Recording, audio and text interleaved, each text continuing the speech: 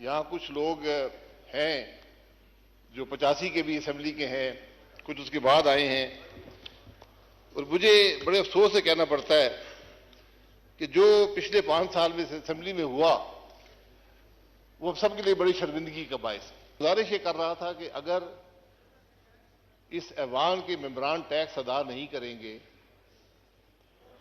तो फिर हम दूसरों पर टैक्स कैसे लगाएंगे, कि अपने अमल से यही लीडरशिप होती है। लीडरशिप ये नहीं है कि मैं टैक्स अदा ना करूं, दूसरों पर टैक्स लगा दूं। मोहतरम शाहिद खाकान अब्बासी साहब, जनाब वाला।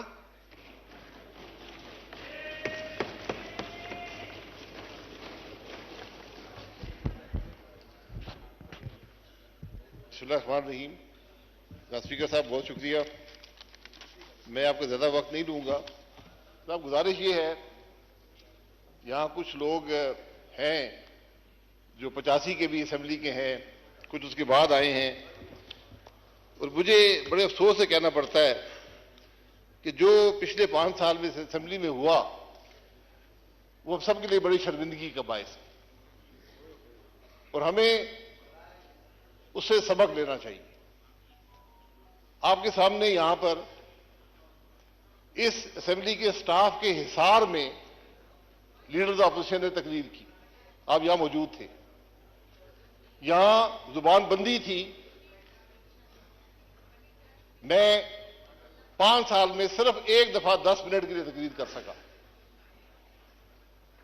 यहां पर इस तरफ बैठे हुए फ्रंट बेंच का हर आदमी जेल गया, लेकिन स्पीकर साहब को यह तौफीक नहीं हुई कि उसके प्रोडक्शन ऑर्डर जारी कर सके। यह बुनियादी हक होता है असेंबली के मेंबर का कि अपने इलाके की नुमाइंदगी कर सके। इन सब बातों में सबक है। आपका स्टाफ भी यहां बैठा रहा। यहां कौन सी बदतमीजी है जो यहां पर नहीं हुई? हमने भी की, इसमें कोई शुबा नहीं है। कौन सी गाली है जो यहां पर नहीं दी गई? आज ना अपोजिशन है, अपोजिशन के बगैर असेंबली नामुकम्मल होती है। इन सब बातों से हमने सबक हासिल करना है। मुल्क के अवाम देखते हैं, हमसे तवक्को रखते हैं। तो मैं ये असेंबली, मैं बार भी टीवी के लोगों ने पूछा, मैं कि मेरे लिए बड़ी शर्मिंदगी का बायस रही है।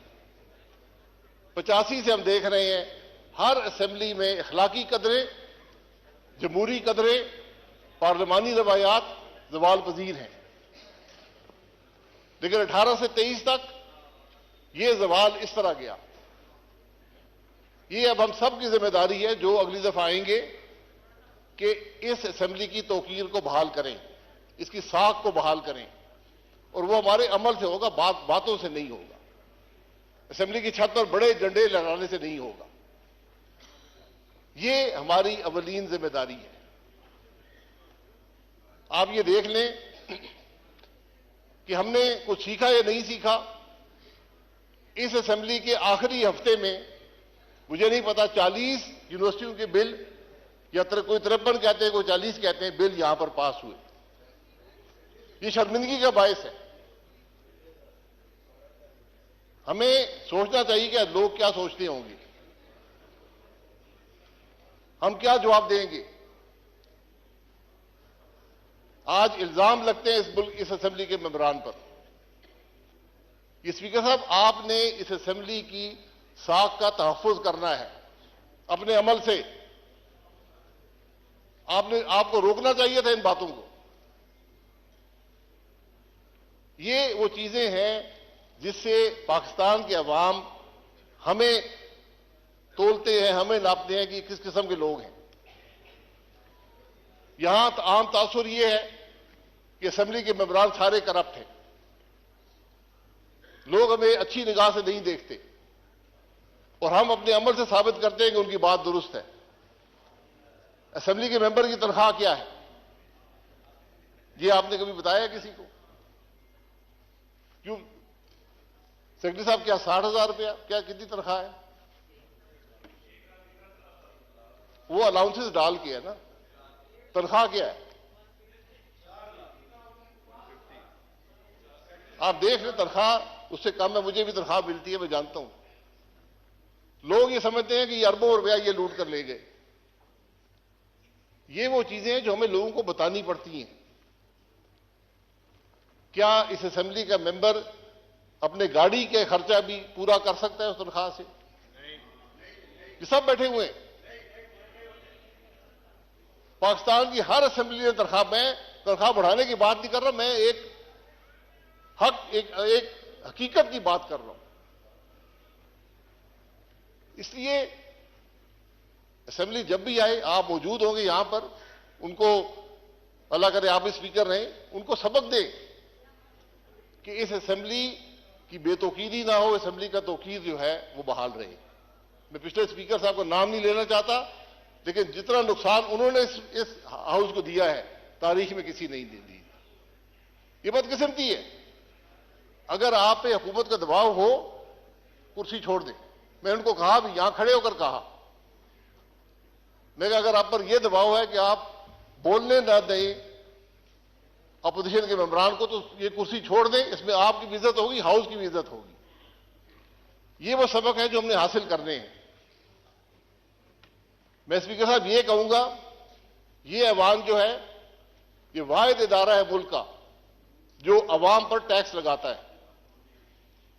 जो बोझ अवाम पर महंगाई का पड़ता है, इस इदारे से आता है। हुकूमत यहां पर बिल लेकर आती है, लेकिन यह इदारा मंजूर ना करे तो महंगाई नहीं होती। मेरा सवाल यह है कि इस मुल्क के अवाम पर टैक्स लगाने वाले खुद टैक्स देते हैं या नहीं देते? यह सवाल होना चाहिए। मैंने 13 साल नैब की अदालतों में गुजारे हैं, आज भी नैब की अदालत से होकर आया हूं। मुझसे नैब ने हर सवाल दुनिया का किया है, एक सवाल नहीं किया कि तुम टैक्स देते हो या नहीं देते हो। करप्शन का मेयार टैक्स की अदायगी या ना अदायगी में है। अगर मैं यहां से निकलूं, करोड़ों की गाड़ी में बैठूं, लाखों के बिजली के बिल हों, लाखों के गैस के बिल हों, 10-10 मुसल्ला मेरे साथ मुलाजिम हो और मैं टैक्स अदा ना करूं, तो उनके खर्चे का पैसा। जनाब शुक्रिया, मैं बस 2-3 मिनट और लूंगा। मैं जनाब गुजारिश ये कर रहा था कि अगर इस ऐवान के मेंबरान टैक्स अदा नहीं करेंगे तो फिर हम दूसरों पर टैक्स कैसे लगाएंगे? ये बड़ा बुनियादी सवाल है। जब तक आप इस सवाल का जवाब नहीं देंगे, ये मुल्क आगे नहीं चलेगा। आज पाकिस्तान की वफाकी हुकूमत की जो कुल आमदन उसके पास रह जाती है, वो सूद भी अदा नहीं कर सकती। ये असेंबली भी 24% पर कर्जा लेकर चलती है, दिफा भी 24% कर्जे पर चलता है, डेवलपमेंट भी 24% कर्जे पर होती है, हुकूमत भी 24% कर्जा लेकर चलती है। ये कितनी देर चलेगी? तो हमें जरा इन बातों को पर सोचने की जरूरत है। हमसे इलेक्शन कमीशन एक गोशवारा लेता है, आप भी भरते हैं, मैं भी भरता हूं, उसमें यह नहीं लिखा हुआ टैक्स कितना अदा करते हो। वाहिद पाकिस्तान में तबका है पार्लियामान के मेंबरान जिनके टैक्स के गोशवारे पब्लिक नॉलेज में होते हैं। वो रिकॉर्ड शाया होते हैं, नोटिफिकेशन गैजेट में शाया होते हैं, हर आदमी पढ़ सकता है ये आदमी कितना टैक्स देता है। तो कोई बात ढकी छुपी नहीं है। इसलिए हम सब की जिम्मेदारी है कि अपने अमल से, यही लीडरशिप होती है। लीडरशिप ये नहीं है कि मैं टैक्स अदा ना करूं, दूसरों पर टैक्स लगा दूं। ये बातें, मैं स्पीकर साहब, बातें बड़ी लंबी हो सकती हैं। मैं आपसे गुजारिश करूंगा, इस पिछले 5 साल में जो लेजिस्लेशन हुई है इस ऐवान ने की है, उसका रिकॉर्ड मंगा लें। मैं आपको दावे से कहता हूं, एक कानून भी अवाम की सहूलत के लिए नहीं है, सब हुकूमत की सहूलत के लिए है। ये शर्मिंदगी की बात है। आज आप देख लें, यहां इंटीरियर मिनिस्टर, लाइनें लगी हुई हैं असले की परमिट लेने के लिए। क्या कोई निजाम नहीं बन सकता? एक निजाम बना दे, हर पाकिस्तानी शहरी को असला रखने की इजाजत है। नादरा का कानून आपके पास है, नादरा के कार्ड में डालें, जो मर्जी असला रखे। मैं 10 क्लैशिकों में रखना चाहता हूं, मेरी मर्जी है। ये कौन सा निजाम है कि मिनिस्टर साइन करेगा, सेक्रेटरी साइन करेंगे, एमएनए यहां लोगों के सामने धक्के खा रहे, बदनाम हो रही, ये कौन सा निजाम है? इसी की सहूलत कर दें। मैं एक मिसाल देता हूं, मैं किसी पर तनकीद नहीं करना चाहता। हमें इन बातों का एहसास होना चाहिए कि अवाम को कैसे सहूलत दें। यहां रिलीफ मैंने बताया, आप अवाम को जितनी रिलीफ देना चाहें दे सकते हैं। 24% सूद पर आज हमारे मुल्क की यह कैफियत है। क्या हमें इन मामलात की परवाह है? मेरा सिर्फ एक शिकवा इस ऐवान से, हुकूमत से यह रहा है कि मुझे कोई फिक्र नजर नहीं आती, मुझे कोई उजलत नजर नहीं आती, मुझे कोई तकलीफ नजर नहीं आती कि आज मुल्क के इन हालात में है। ये बिजनेस एज यूजुअल नहीं चलेगा, नहीं चल सकता। आपको बुनियादी रिफॉर्म करने पड़ेंगे, बुनियादी तब्दीलियां करनी पड़ेंगी, हुकूमत के निजाम को बदलना पड़ेगा, सबको बैठकर मईशत के अगला रास्ता तय करना पड़ेगा। बहुत मुश्किल साल है पाकिस्तान के लिए। मेरा अंदाजा ये कम से कम 10 साल लगेंगे आपको हालात दुरुस्त करने में, उनकी सिमत दुरुस्त करने में। लोग 20 साल की बात करते हैं, हमने इस नहज पे पहुंचा दिया इस मामले को, और हम सब जिम्मेदार हैं कि जब हम बिल के लिए आय करते हैं तो हम उस बिल के जिम्मेदार होते हैं, उसके जो असरात हैं उसके हम जिम्मेदार होते हैं। इसलिए स्पीकर साहब, हमें इन बातों का एहसास होना चाहिए। हम सिर्फ हल्के तक महदूद नहीं हो सकते।